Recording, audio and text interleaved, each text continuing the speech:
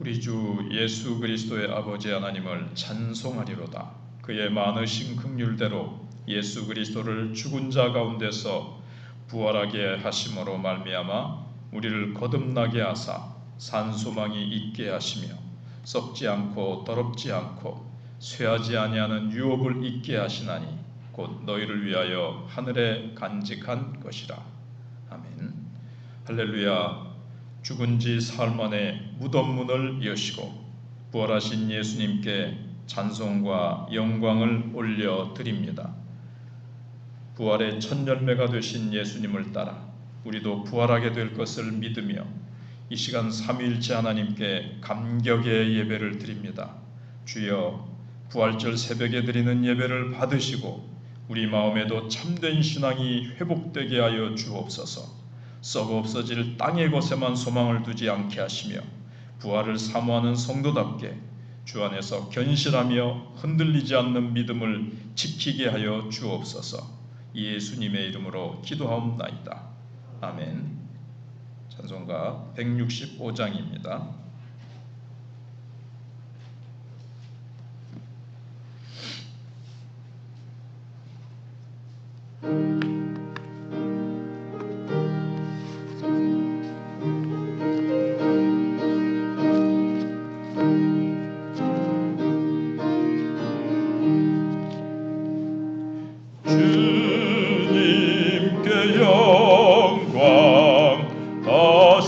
사신 주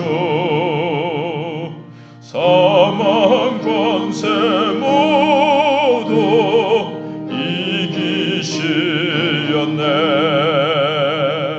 흰 옷 입은 천사 돌을 옮겼고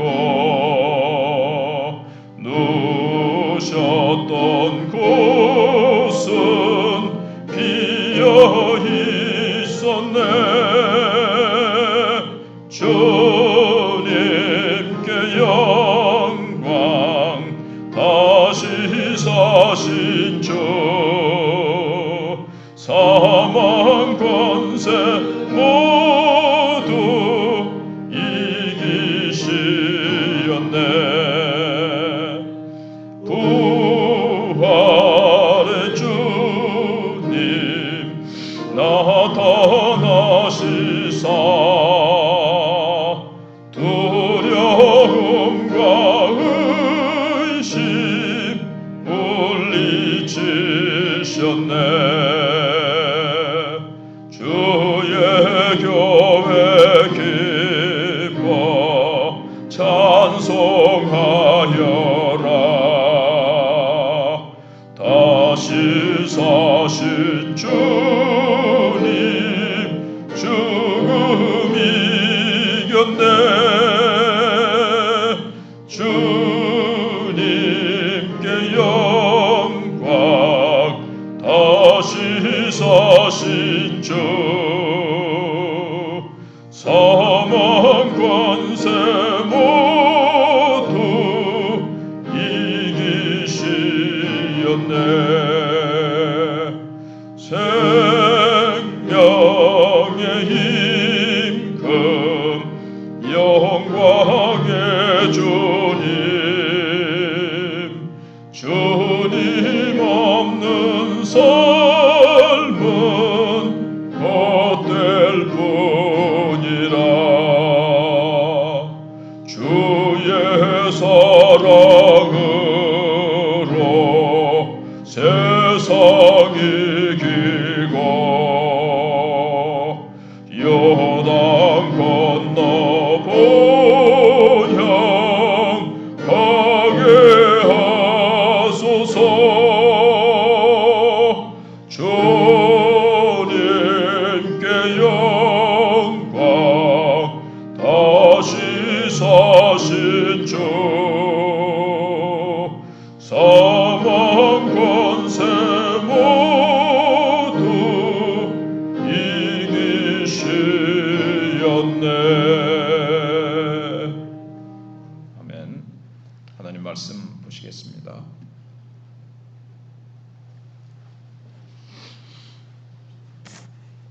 마가복음 마가복음 16장 1절로 20절입니다. 제가 한 절, 여러분들이 한 절 이렇게 교독하겠습니다.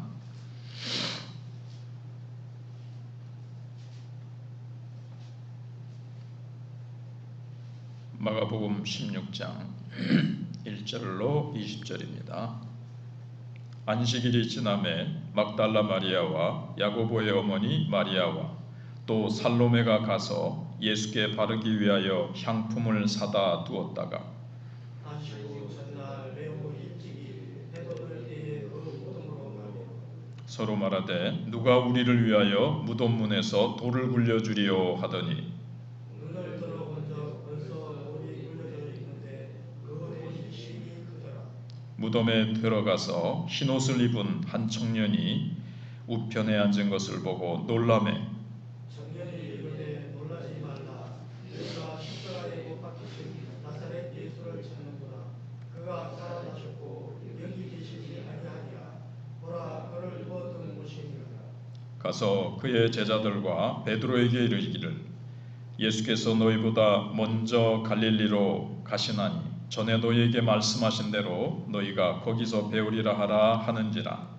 여자들이 몹시 놀라떨며 나와 무덤에서 도망하고 무서워하여 아무에게 말도 하지 못하더라. 예수께서 안식 후 첫날 이른 아침에 살아나신 후 전에 7 귀신을 쫓아내어 주신 막달라 마리아에게 먼저 보이시니 마리아가 가서 예수와 함께하던 사람들이 슬퍼하며 울고 있는 중에 이 일을 알게 그들은 예수께서 살아나셨다는 것과 마리아에게 보이셨다는 것을 듣고도 믿지 아니하니라.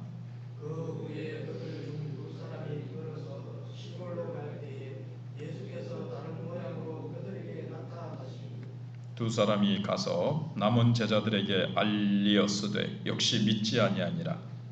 그 후에 11 제자가 음식 먹을 때에 예수께서 그들에게 나타나사 그들의 믿음 없는 것과 마음이 완악한 것을 찢으시니 이는 자기가 살아난 것을 본 자들의 말을 믿지 아니함이니라. 또 이르시되 너희는 온 천하에 다니며 만민에게 복음을 전파하라. 믿고 세례를 받는 사람은 구원을 얻을 것이요 믿지 않는 사람은 정죄를 받으리라. 믿는 자들에게는 이런 표적이 따르리니 곧 그들이 내 이름으로 귀신을 쫓아내며 새 방언을 말하며 뇌물 집어올며 무슨 독을 마실지라도 해를 받지 아니하며 병든 사람의 손을 얹어 나으리라 하시더라. 주 예수께서 말씀을 마치신 후에 하늘로 올려지사 하나님 우편에 앉으시니라. 함께요. 제자들이 나가 두루 전파할세 주께서 함께 역사하사 그 따르는 표적으로 말씀을 확실히 증언하시니라. 아멘. 네. 할렐루야. 예. 주님께서 사망 권세를 깨뜨리시고 무덤에서 영원히 부활하사 살아나셨습니다. 그래서 복음 전파의 새로운 장이 열리게 되었습니다. 부활은 나사로처럼 소생하는 것이 아니라 다른 몸으로 변화해서 영원히 살아나신 것입니다. 기독교의 핵심 진리지만 또 기독교를 반대하는 주된 이유이기도 합니다. 사실 진리가 없다는 생각 때문입니다. 사람이 어떻게 죽었다가 다시 살아나? 너무 사람이 꾸며낸 얘기고 신화 같은 이야기다. 이건 사실이 아닌 것 같다. 이렇게 지성인들과 현대 교육을 받은 사람들은 거기에 젖어서 인간의 이성과 세상적인 경험에 젖어서 기독교에 오히려 접근하지 못하는 이유가 되기도 하고, 정말 절망 중에 있는 사람은 또 하나님의 성령이 역사하셔서 택한 백성들은 바로 이 부활 때문에 기독교가 기독교 되어지고 예수님이 예수님 되어지시고 하나님이 하나님 되어지시는 것을 우리는 알고 있습니다. 예수님은 부활하신 후에 여러 사람에게 나타나셔서 그 부활이 참된 사건임을 알리셨습니다. 그리고 부활의 복음을 만민에게 전파하라는 명령을 주시고 사명을 주시고 승천하여 하나님 우편에 앉으셨습니다. 그리고 지금도 하나님 우편에서 교회를 부흥시키시고 교회를 돌보시고 성도들을 위해서 강구하는 일을 계속하시고 복음 전파의 일을 예수님께서 계속해서 해나가고 계십니다. 잃어버린 양들을 계속 주님의 몸된 교회로 부르시는 일을 지금도 하나님 우편에서 하고 계십니다. 먼저는 부활하신 예수님이 나타나셨는데 예수님의 부활은 미스테리 사건으로 끝나지 않았습니다. 만일 예수님께서 부활하신 후에 나타나시지 않으셨더라면 예수님의 시신은 어디 갔을까? 아마 계속해서 사람들은 오늘날까지 궁금증을 가지고 있었을 겁니다. 근데 부활은 구원의 길을 연 새 창조의 시작입니다.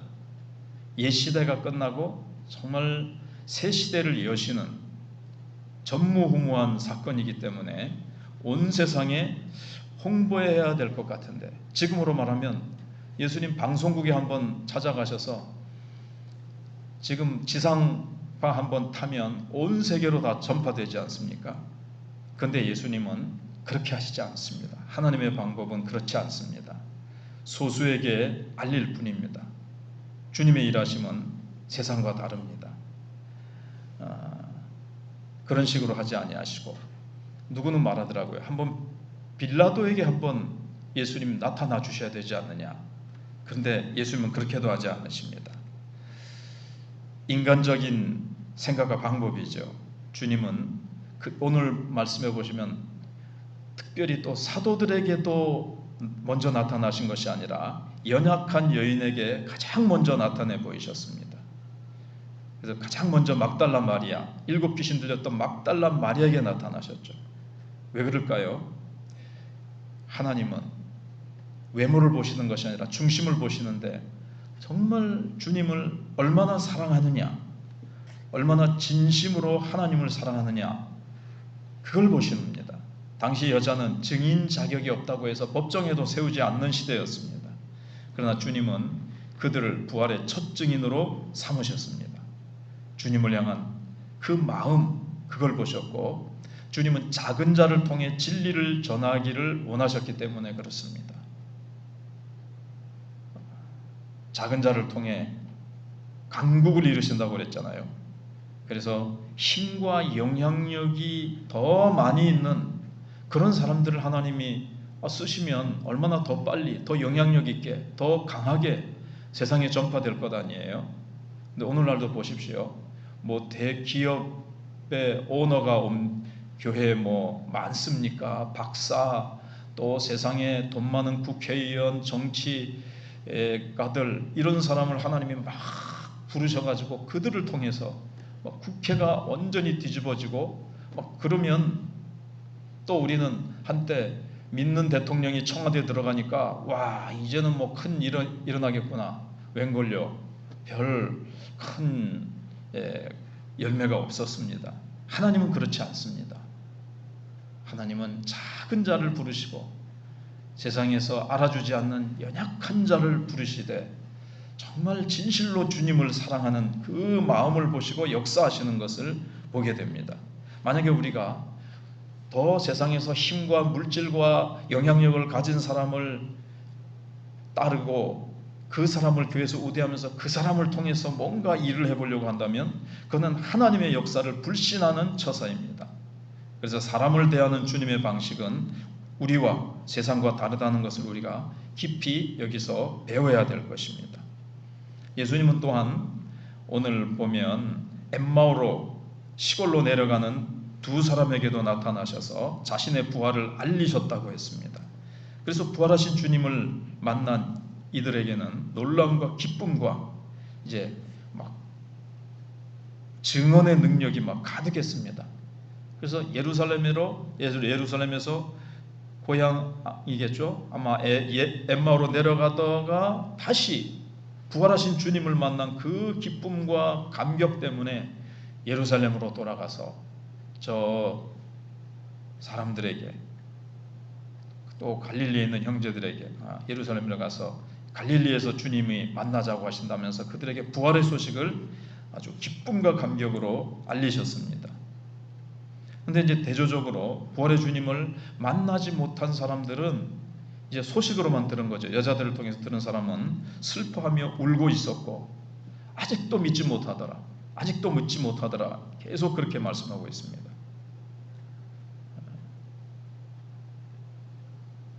주님 부활하셨다는 소식을 들어도 다시 산다는 것, 사망 권세가 깨어지고 사람이 영원히 다시 산다는 게 이게 사도들마저 처음에 믿어지지 않던 사실이에요. 근데 이들이 부활의 주님이 없으니까, 근데 이제 막 배반하고 도망갔다는 사실 때문에 주님이 부활하셨다는 소식을 들으니까 이제 막 더 슬프고 막 안타깝고, 이제는 우리가 이제 어떻게 살아가나 여러 가지 이제 그런 것 때문에 이제 막 슬퍼하며 울고 있었던 겁니다. 부활의 주님이 없으면, 부활의 주님에 대한 믿음이 없으면, 그래서 그 믿음으로 부활하신 주님과 동행하지 않으면 우리도 삶의 힘든 고난과 어려움 때문에 슬퍼하고 절망에 우리는 지배당할 수밖에 없습니다. 부활의 주님과 함께 할 때 우리의 삶에 정말 엠마오로 가던 두 제자가 참 슬픈 낯을 하고 낙심해서 가다가 부활의 주님과 동행하다가 주님을 만나고 부활의 이 놀라운 진리를 붙들 때에 그들에게 다시 예루살렘으로 유턴하고 그들이 복음을 전하고 싶은 이 부활의 소식 때문에 그냥 얼마나 힘있게 제자들을 향해서 뭐 걷다 뛰다 막 그렇게 했겠습니까? 우리의 삶에도 마찬가지입니다. 부활의 주님을 모시고 사망 권세는 깨어지고 영원한 생명으로 우리도 주님과 같이 부활하게 될 것이고, 우리의 영혼은 성령으로 사실 첫 번째 부활에 우리가 참여한 거죠. 죽었던 우리의 영혼이 다시 부활했고 우리의 육신은 주님 재림하시는 날 우리도 부활하게 될 것이라는 소망으로 가득할 때 우리의 삶이 날마다 기쁨과 소망으로 활력으로 넘치게 될 것입니다. 부활에 대한 이 기쁜 이 소식, 이 부활하신 주님과 동행하지 않을 때, 성령으로 동행하지 않을 때 우리는 매일의 삶이 권태롭고 힘이 없고 의미 없고 목적 없는, 그래서 환경에 휘둘리고 내 상황에 휘둘리게 될 것입니다. 그래서 우리는 삶 속에서 구체적으로 부활의 능력을 경험하는 때가 언제인가를 한번 오늘 새벽에 묵상하시면서 기도해 보십시오.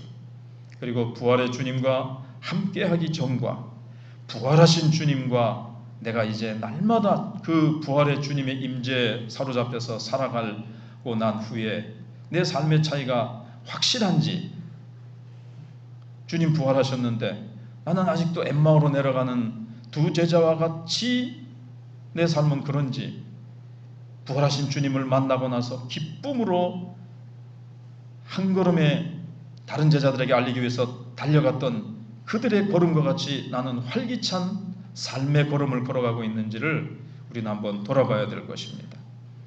그 다음에 이제 마지막 두 번째로 온천에 다니며 복음을 전파하라고 14절에서 20절까지 말씀하고 있습니다. 예수님은 이제 뒤에 11 제자들에게도 나타나셨는데 그 전에 먼저 천사들을 통해서 부활하신 주님이 갈릴리에서 너희들을 뵙고자 하신다 라는 것을 천사들을 통해서 듣습니다. 그 예언이 성취되는 거죠. 살아 생전에 갈릴리에서 만나자 그렇게 예수님이 말씀하셨었거든요. 왜 갈릴리에서 다시 만나자고 하십니까? 그들을 회복시키시려고 하는 이 사랑의 표현입니다. 낙심해 있고 예수님 십자가에 못 박실 때 다 도망가 버리고 말았던 배신자, 연약한 자들, 우리가 무슨 낯으로 이러면서 막 힘들어하고 있는 그들, 나는 사도의 자격이 없어, 주님 따르다가 주님 배신하고, 베드로도 예수님 내가 3번 부인했는데 내가 무슨 자격이 있어. 그러나 주님은 그들을 만나셔서 다시 그들의 죄를 다 사하시고 어루만져 주시고 다시 사도로서 땅끝까지 복음 전하는 자로 주님께서 사도로 세우시고 더 굳게 세우시고 사명 주시기 위해서 그들을 만나 주십니다. 부활은 단순한 그냥 예수님 살아나셨다 뭐 이런 능력을 과시하기 위한 것이 아니라 사람을 향한 사랑, 제자들을 향한 사랑, 그리고 구원의 증표입니다.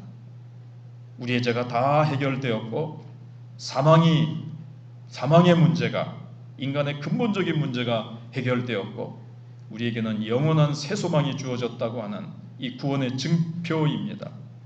그리고 제자들을 만나시면서 예수님은 그러나 이 불신에 대해서 꾸짖으셨습니다.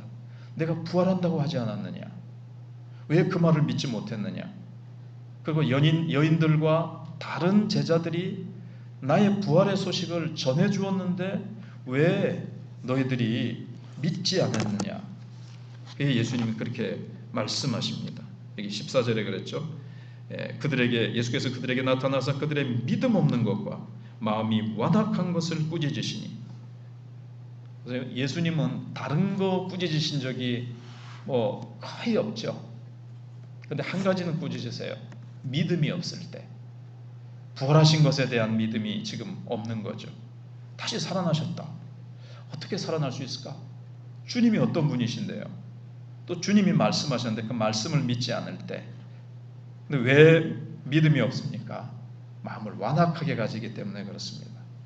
그래서 그들의 마음을 겸손하게, 너희 마음들을 그렇게 말씀 앞에, 그리고 그 전해준 말씀만으로도 너희가 믿어야 되지 않느냐, 이런 믿음을 그들에게 요청하고 계십니다. 그들이 이 부활에 대해서는 별로 귀담아 듣지 않은 거죠. 예수님 예루살렘으로 올라가시면 왕이 되실 것이고 우리도 한 자리 차지할 것이다, 이런 인간적인 것에만 그 마음이 빼앗겼던 겁니다. 부활을 목격한 자들의 증언을 듣지도 않은 것, 이런 불신이 사도들의 마음에도 있었다는 것은 참 놀라운 일입니다. 그래서 이 믿음이라는 것이 얼마나 참 어려운 것이고, 이것은 인간적으로 가질 수가 없고 참 하나님의 은혜인데, 그래도 이제 인간 편에서는 그 말씀을 붙잡고 그 소식을 믿었어야 되는 거죠. 그래서 예수님은 이렇게 참 완악하고도 끝까지 실패한 사도들을 예수님은 다시 회복시키십니다. 그리고 그들에게 새 사명을 주십니다. 그게 바로 온 천하에 다니며 복음을 전파하는 것이 그들이 받은 사명입니다. 우리가 너무나도 잘 알고 외우는 구절이죠. 15절. 너희는 온 천하에 다니며 만민에게 복음을 전파하라. 그래서 복음이 전파되는 곳에는 구원의 역사가 일어나고 놀라운 표적들이 복음 증거에 수반됩니다. 지금도 복음이 증거되면서 이 기적이 필요한 지역에는, 한국에는 이제 교회들이 막 이렇게 섰기 때문에 우리는 이제 믿기 때문에 그런데, 빵이 오병이의 기적이 나타나고 국을 떠주면서 나누어 주는데 이게 줄어들지 않고 계속되어지고, 아이들에게 빵을 나눠주는데 때로 모른 잘 할 때 이 빵이 줄어들지 않고 계속되어지는 역사가 일어나고, 그냥 손을 대면 소경이 눈을 뜨고 안전뱅이가 일어나는 역사가 지금도 동일하게 일어나고 있습니다. 이 말씀은 여기 저희가 두루다니며 전파할 때 주께서 함께 역사하사 그 따르는 표적으로 말씀을 확실히 증언하십니다. 지금 인도에서도 그렇고 복음이 막 증거되어지는 곳에는 이런 역사가 일어나고, 너희가 병든 자에게 손을 얹은즉 나을 것이며 새 방언을 말 뱀을 집을지라도 해를 당하지 않는다. 우리는 잘 안 되던데요. 여기는 이미 복음이 상당히 뿌리를 내렸기 때문에. 그런데 지금도 필요한 곳에는 한국 땅에서도 역사하시고요, 복음이 처음 전파되는 곳에는 계속 이런 역사가 일어나는 것들을 우리가 보게 됩니다. 우리에게는 눈에 보이는 표적보다는 이미 이렇게 된 것은 더 큰 표적이 있어요.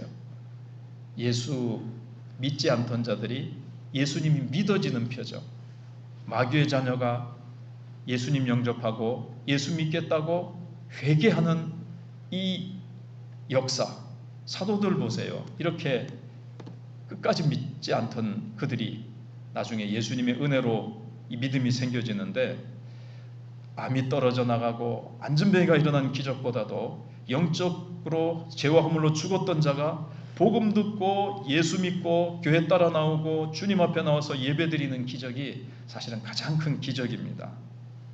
그래서 우리는 이제 주님이 부활하신 소식을 듣고 부활의 진리를 알게 되었을 때 그 감격 속에 주어지는 사명이 무엇입니까? 땅끝까지 복음 전하라는 겁니다. 우리의 땅끝은 우리의 이웃입니다. 우리 이웃에게 내가 전할 수 있는 사람들에게 복음 전하라는 주님의 명령을 실행하기 위해서 구체적으로 나는 어떻게 힘쓰고 있는지를 살펴봐야 될 것입니다. 오늘 주님의 명령을 따라 부활의 소식을 접한 자들은, 부활의 복음을 마음에 가득 안고 있는 자들은 복음 전파에 힘쓰는 사람이 되게 해달라고 우리는 기도해야 될 것입니다. 그리고 주님의 부활이 나를 위한 것임을 알고 정말 하루 종일, 그리고 우리는 날마다 감사하는 우리가 되어야 될 것입니다. 우리 164장 찬송하고 강복선은 한 후에 합심해서 기도하시다가 돌아가시도록 하겠습니다.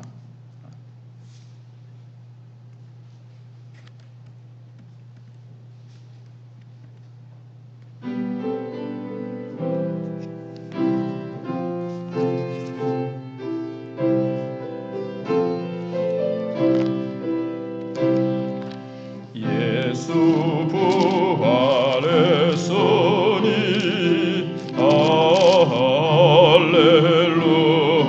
할렐루야. 만민 찬송하여라.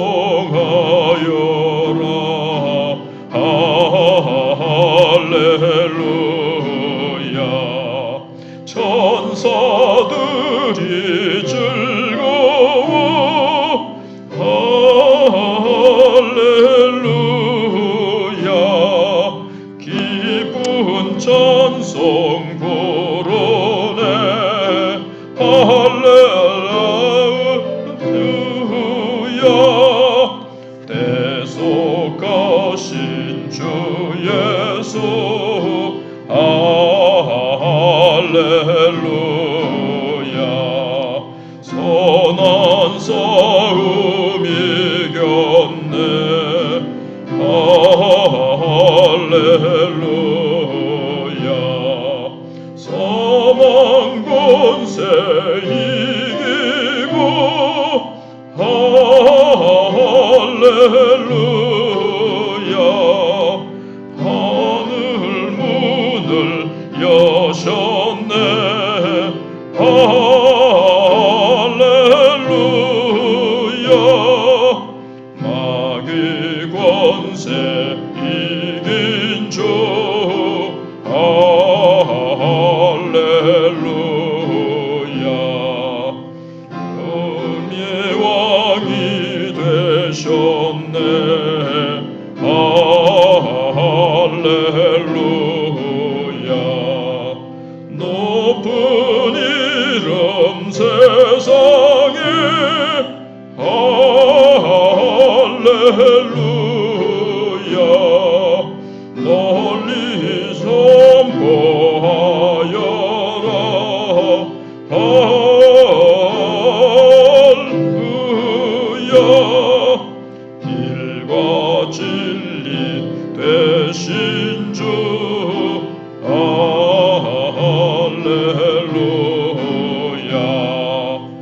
우리 부활하겠네.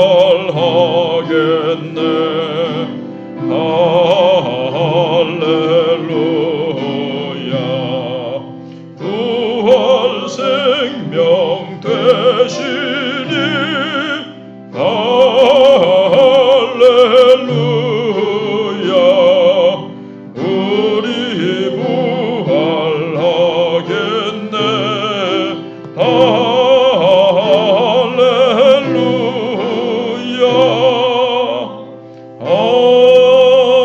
아멘. 지금은 부활이요 생명 되신 주 예수 그리스도의 은혜와 하나님의 사랑하심과 성령님의 교통하심이 부활의 이 기쁜 소식을 가슴에 가득 담고 기쁨과 감격과 소망으로 가득하여 이 소식을 아직 알지 못하는 자들에게 널리 널리 전파하기를 원하는 모든 이 새벽에 모인 주의 자녀들 위에 그리고 우리 마천교회 위에 항상 충만히 있을지어다. 아멘.